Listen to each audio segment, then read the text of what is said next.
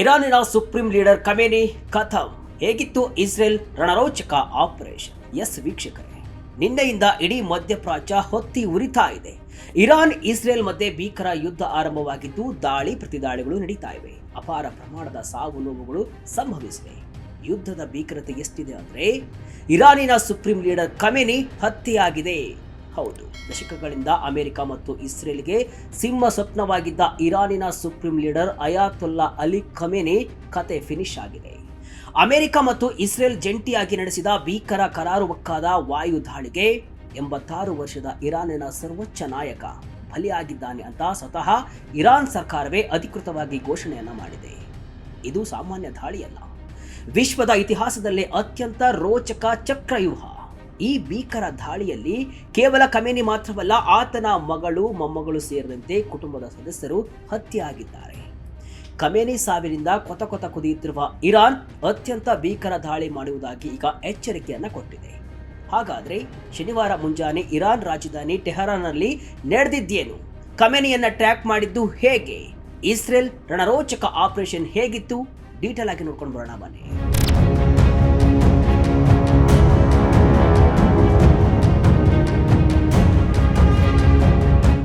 S, ಶನಿವಾರ ಮುಂಜಾನೆ Iran ರಾಜಧಾನಿ ಟೆಹರಾನ್ ಎಂದಿನಂತೆ ಇರಲಿಲ್ಲ. ಆಕಾಶದಲ್ಲಿ ಯುದ್ಧ ವಿಮಾನಗಳ ಗರ್ಜನೆ, ಕ್ಷಿಪಣಿಗಳ ಅಬ್ಬರ. ಅಮೆರಿಕ ಮತ್ತು ಇಸ್ರೇಲ್ ಪಡೆಗಳು ಇರಾನಿನ ಸೇನಾ ಮತ್ತು ಸರ್ಕಾರಿ ನೆಲೆಗಳನ್ನ ಗುರಿಯಾಗಿಸಿ ದಶಕಗಳಲ್ಲಿ ಕಂಡು ಕೇಳಿರದ ಬೃಹತ್ ದಾಳಿಯನ್ನ ನಡೆಸ್ತವೆ. ಇರಾನಿನ ಪರಮಾಣು ಕಾರ್ಯಕ್ರಮಗಳ ಕುರಿತಾದ ಮಾತುಕತೆಗಳು ಮುರಿದು ಬಿದ್ದ ಬೆನ್ನಲ್ಲೇ ಈ ಮಿಲಿಟರಿ ಕಾರ್ಯಾಚರಣೆ ಶುರುವಾಗಿತ್ತು.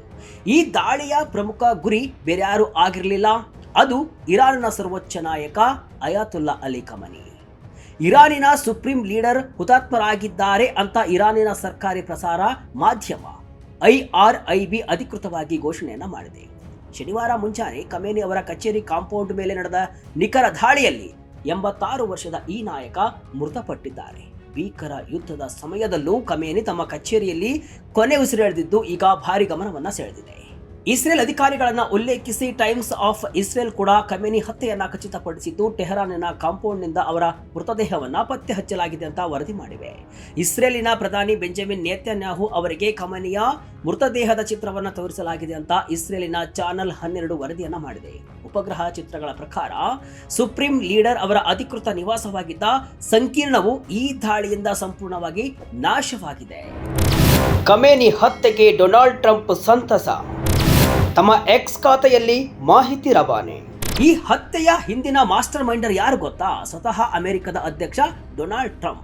ಹೌದು, 2025ರಲ್ಲಿ ಅಮೆರಿಕದ ಅಧ್ಯಕ್ಷರಾಗಿ ಮರು ಆಯ್ಕೆಯಾದ ನಂತರ ಶಾಂತಿ ಅಧ್ಯಕ್ಷ ಅಂತ ಕರೆಸಿಕೊಳ್ತಾ ಇದ್ದಂತಹ ಟ್ರಂಪ್ ತಮ್ಮ ಅಧಿಕಾರ ಅವಧಿಯ ಅತಿ ದೊಡ್ಡ ಮತ್ತು ಅತ್ಯಂತ ಅಪಾಯಕಾರಿ ವಿದೇಶಾಂಗ ನೀತಿಯ ಜೂಜಾಟವನ್ನು ಆಡಿದರು. ತಮ್ಮ ಟ್ರೂತ್ ಸೋಷಿಯಲ್ ಮತ್ತು ಎಕ್ಸ್ ಖಾತೆಯಲ್ಲಿ ಪೋಸ್ಟ್ ಮಾಡಿದ ಟ್ರಂಪ್ ವಿಶ್ವಕ್ಕೆ ಈ ಮಹತ್ವದ ಸುದ್ದಿಯನ್ನ ಮೊದಲು ರವಾನಿಸುತ್ತಾರೆ. 86 ವರ್ಷದ ಇರಾನ್ ನಾಯಕನ ಸಾವು ಇರಾನ್ ಜನರು ತಮ್ಮ ದೇಶವನ್ನ ಮರಳಿ ಪಡೆಯಲು ಸಿಕ್ಕಿರುವಂತಹ ಇತಿಹಾಸದ ಅತಿದೊಡ್ಡ ಅವಕಾಶ ಅಂತ ಟ್ರಂಪ್ ಗುಡುಗಿದ್ದಾರೆ. ಇರಾನ್ ಎಂದಿಗೂ ಪರಮಾಣು ಅಸ್ತ್ರವನ್ನ ತಯಾರಿಸಲು ನಾವು ಬಿಡಲ್ಲ, ದಶಕಗಳಿಂದ ಇದ್ದಂತಹ ಬಹುದೊಡ್ಡ ಬೆದರಿಕೆಯನ್ನ ನಾವು ಮತ್ತು ಇಸ್ರೇಲ್ ಸೇರಿ ಮುಗಿಸಿದ್ದೇವೆ ಅಂತ ಟ್ರಂಪ್ ಅಮೆರಿಕದ ಜನತೆಗೆ ಸಂದೇಶವನ್ನ ರವಾನಿಸುತ್ತಾರೆ. ಖಮೇನಿಯನ್ನ ಟ್ರ್ಯಾಕ್ ಮಾಡಿದ್ದು ಹೇಗೆ? ಟ್ರಂಪ್ ಬಿಚ್ಚಿಟ್ರು ರೋಚಕ ಸತ್ಯ. ಖಮೇನಿಯನ್ನ ಅಮೆರಿಕನ್ ಗುಪ್ತಚರ ಇಲಾಖೆ ಹೇಗೆ ಟ್ರ್ಯಾಕ್ ಮಾಡ್ತು ಅನ್ನೋದು ಕೂಡ ಒಂದು ದೊಡ್ಡ ಹಾಲಿವುಡ್ ಸಿನಿಮಾ ಸ್ಟೋರಿ ತರ ಇದೆ. ಟ್ರಂಪ್ ಹೇಳುವಂತೆ ಅತ್ಯಾಧುನಿಕ ಇಂಟೆಲಿಜೆನ್ಸ್ ಮತ್ತು ಉಪಗ್ರಹ ಟ್ರ್ಯಾಕಿಂಗ್ ವ್ಯವಸ್ಥೆಗಳು ಖಮೇನಿಯ ಪ್ರತಿಯೊಂದು ನಡೆಯನ್ನ ಹದ್ದಿನ ಕಣ್ಣಿನಿಂದ ಗಮನಿಸ್ತಾ ಇದ್ವು. ಖಮೇನಿ ಎಲ್ಲೇ ಅಡಗಿದ್ರೂ ಕೂಡ ಬಚಾವಾಗಲು ಸಾಧ್ಯವಿರಲಿಲ್ಲ. ಆತನಿಗಾಗಲಿ ಆತನ ಜೊತೆ ಸತ್ತ ಇತರ ನಾಯಕರಿಗಾಗಲಿ ತಪ್ಪಿಸಿಕೊಳ್ಳಲು ಒಂದೇ ಒಂದು ದಾರಿ ಇರಲಿಲ್ಲ ಅಂತ ಟ್ರಂಪ್ ಅಹಂಕಾರದಿಂದ ಹೇಳಿಕೊಂಡಿದ್ದಾರೆ. ಕರಾರುವಕ್ಕಾದ ಈ ಬಾಂಬಿಂಗ್ ಮಧ್ಯಪ್ರಾಚ್ಯದಲ್ಲಿ ಶಾಂತಿ ನೆಲೆಸುವವರೆಗೂ ನಿಲ್ಲುವುದಿಲ್ಲ ಎಂಬ ಎಚ್ಚರಿಕೆಯನ್ನು ಕೂಡ ಅವರು ನೀಡಿದ್ದಾರೆ. ಇತ್ತ ಇಸ್ರೇಲ್ ಪ್ರಧಾನಿ ಬೆಂಜಮಿನ್ ನೇತನ್ಯಾಹು ಕೂಡ ಈ ಬಗ್ಗೆ ಪ್ರತಿಕ್ರಿಯಿಸಿದ್ದು ಖಮೇನಿಯ ಕಾಂಪೌಂಡ್ ಸಂಪೂರ್ಣವಾಗಿ ನಾಶವಾಗಿದೆ ಅಂತ ಘೋಷಣೆ ಮಾಡಿದ್ದಾರೆ. ಇಸ್ರೇಲಿನ ಚಾನಲ್ 12 ವರದಿ ಮಾಡಿರುವ ಪ್ರಕಾರ ದಾಳಿಯ ನಂತರ ಅವಶೇಷಗಳ ಅಡಿಯಿಂದ ಹೊರತೆಗೆಯಲಾದ ಖಮೇನಿಯ ಮೃತದೇಹದ ಫೋಟೋವನ್ನ ನೇತನ್ಯಾಹು ಅವರಿಗೆ ತೋರಿಸಲಾಗಿದೆಯಂತೆ. ಖಮೇನಿ ಮಗಳು ಮೊಮ್ಮಗಳ ಹತ್ಯೆ, ಇರಾನಿನ ರಕ್ಷಣಾ ಸಚಿವ ಅಮೀರ್ ಸಾವು. ಈ ದಾಳಿಯಲ್ಲಿ ಕೇವಲ ಖಮೇನಿ ಮಾತ್ರ ಸತ್ತಿಲ್ಲ, ಇರಾನಿನ ಇಡೀ ಉನ್ನತ ನಾಯಕತ್ವವೇ ಧೂಳಿಪಟವಾಗಿದೆ. ರಾಯ್ಟರ್ಸ್ ವರದಿ ಪ್ರಕಾರ ಇರಾನಿನ ರಕ್ಷಣಾ ಸಚಿವ ಅಮೀರ್ ಮತ್ತು ಅತ್ಯಂತ ಪ್ರಭಾವಿ ರೆವಲ್ಯೂಷನರಿ ಗಾರ್ಡ್ಸ್ ಕಮಾಂಡರ್ ಮೊಹಮ್ಮದ್ ಪಾಕ್ಪೋರ್ ಕೂಡ ಈ ದಾಳಿಯಲ್ಲಿ ಹತರಾಗಿದ್ದಾರೆ. ಅಷ್ಟೇ ಅಲ್ಲ, ಇರಾನ್ ಸುಪ್ರೀಂ ಲೀಡರ್ನ ಸಲಹೆಗಾರ ಅಲಿ ಶಮ್ಖಾನಿ ಸೇರಿದಂತೆ 5 ಉನ್ನತ ಮಿಲಿಟರಿ ಕಮಾಂಡರ್ಗಳು ಕೂಡ ಮೃತಪಟ್ಟಿದ್ದಾರೆ ಅಂತ ಇಸ್ರೇಲ್ ಸೇನೆ ಖಚಿತವನ್ನ ಪಡಿಸಿದೆ. ಈ ದಾಳಿಯ ಭೀಕರತೆ ಎಷ್ಟಿತ್ತಂದ್ರೆ ಖಮೇನಿಯ ಮಕ್ಕಳು, ಮೊಮ್ಮಗು, ಅಳಿಯ ಮತ್ತು ಸೊಸೆ ಕೂಡ ಈ ದಾಳಿಯಲ್ಲಿ ಸಾವನ್ನಪ್ಪಿದ್ದಾರೆ ಅಂತ ಇರಾನ್ ಮಾಧ್ಯಮಗಳು ವರದಿಯನ್ನ ಮಾಡಿವೆ. ಒಂದೇ ರಾತ್ರಿಯಲ್ಲಿ ಇರಾನಿನ ಇಡೀ ಭವಿಷ್ಯ ಮತ್ತು ನಾಯಕತ್ವ ತಬ್ಬಲಿಯಾಗಿದೆ. ಪ್ರತಿಕಾರಕ್ಕೆ ಇರಾನ್ ಪಣ. ಇರಾನ್ ಈಗ ಸುಮ್ಮನೆ ಕುರುತಾ? ಖಂಡಿತ ಇಲ್ಲ. ತನ್ನ ಸರ್ವೋಚ್ಚ ನಾಯಕನ ಹತ್ಯೆಗೆ ಪ್ರತಿಕಾರ ತೀರಿಸಿಕೊಳ್ಳಲು ಇರಾನ್ ರಣಕಹಳೆಯನ್ನ ಮೊಳಗಿಸಿದೆ.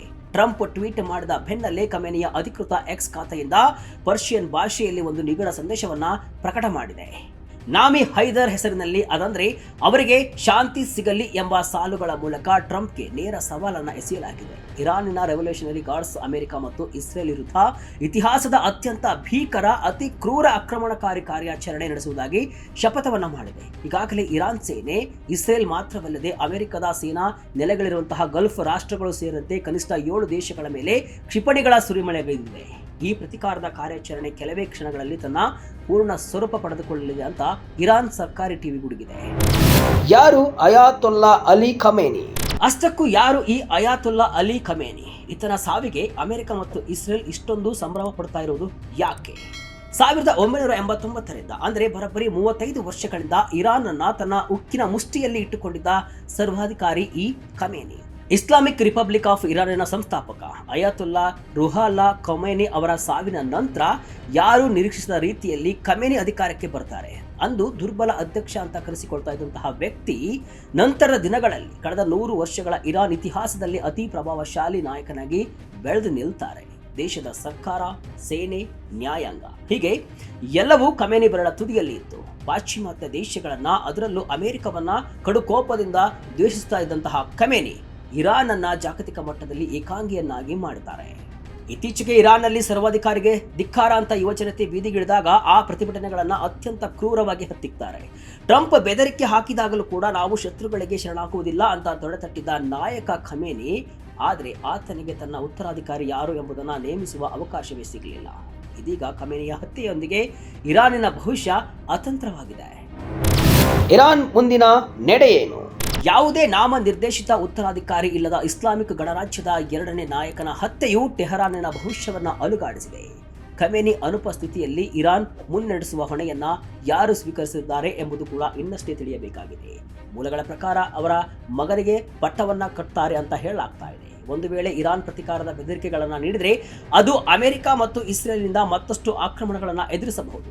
ಇದು ಮಧ್ಯಪ್ರಾಚ್ಯದಲ್ಲಿ ದೀರ್ಘಕಾಲದ ಸಂಘರ್ಷದ ಆತಂಕವನ್ನು ಹೆಚ್ಚಿಸಲಿದೆ. ಇದಕ್ಕೆ ಪೂರಕವಾಗಿ ಅಮೆರಿಕ ಅಧ್ಯಕ್ಷ ಡೊನಾಲ್ಡ್ ಟ್ರಂಪ್ ಅವರು ಜಾಗತಿಕ ಶಾಂತಿಗಾಗಿ ಇರಾನ್ ಮೇಲೆ ಅಮೆರಿಕ ಇಸ್ರೇಲ್ ಜಂಟಿ ದಾಳಿ ಮುಂದುವರಿಯಲಿದೆ ಅಂತ ಘೋಷಣೆ ಮಾಡಿದ್ದಾರೆ. ಒಟ್ನಲ್ಲಿ ಇರಾನ್ ಅಣ್ವಸ್ತ್ರ ಕಾರ್ಯಕ್ರಮದ ಮೇಲಿನ ಮಾತುಕತೆ ವಿಫಲವಾದ ಬೆನ್ನಲ್ಲೇ ಈ ಭೀಕರ ದಾಳಿ ನಡೆದಿದೆ. ಇರಾನ್ಗೆ ಈಗ ನಿರ್ದೇಶನ ನೀಡಲು ಯಾವುದೇ ಉನ್ನತ ನಾಯಕನೂ ಇಲ್ಲ. ಆದರೆ ಸೇಡಿನ ಜ್ವಾಲೆಯಲ್ಲಿ ಬೇಯುತ್ತಿರುವ ಇರಾನ್ ಸೇನೆ ಕೈಕಟ್ಟಿ ಕೂರುವ ಲಕ್ಷಣಗಳು ಕೂಡ ಕಾಣಿಸ್ತಾ ಇಲ್ಲ. ಅತ್ತ ಡೊನಾಲ್ಡ್ ಟ್ರಂಪ್ ಮತ್ತು ಇಸ್ರೇಲ್ ಯಾವುದೇ ಯುದ್ಧಕ್ಕೂ ಸೈ ಅಂತ ಹೇಳ್ತಾ ಇದೆ. ಇದು ಕೇವಲ ಇರಾನ್ ಮತ್ತು ಇಸ್ರೇಲ್ ನಡುವಿನ ಯುದ್ಧವಾಗಿ ಉಳಿದಿಲ್ಲ. ಇಡೀ ಜಗತ್ತು ಈಗ 3ನೇ ಮಹಾಯುದ್ಧದ ಅಂಚಿನಲ್ಲಿ ನಿಂತಿದೆ. ಮುಂದೇನು? ಇರಾನಿನ ಪ್ರತಿದಾಳಿ ಹೇಗಿರಲಿದೆ? ಇಸ್ರೇಲ್ ಅಮೆರಿಕ ಸೇರಿ ಇರಾನ್ ಅನ್ನ ಮಣ್ಣು ಪಾಲು ಮಾಡುತ್ತಾ? ಮುಂದಿನ ದಿನಗಳಲ್ಲಿ ಕಾದು ನೋಡಬೇಕಿದ್ದಾರೆ. ಇದಿಷ್ಟು ಇವತ್ತಿನ ವಿಶೇಷ. ಇದೇ ರೀತಿ ಹಲವು ವಿಶ್ಲೇಷಣೆ ಮಾಹಿತಿ ಅಷ್ಟೇ ಅಲ್ಲ, ಮನರಂಜನೆಯ ವಿಡಿಯೋಗಳಿಗಾಗಿ ವಿಜಯ ಕರ್ನಾಟಕ ವೆಬ್ಸೈಟ್, ಫೇಸ್ಬುಕ್ ಹಾಗೂ ಯೂಟ್ಯೂಬ್ ಪೇಜ್ ಅನ್ನು ಫಾಲೋ ಮಾಡಿ. ಧನ್ಯವಾದಗಳು.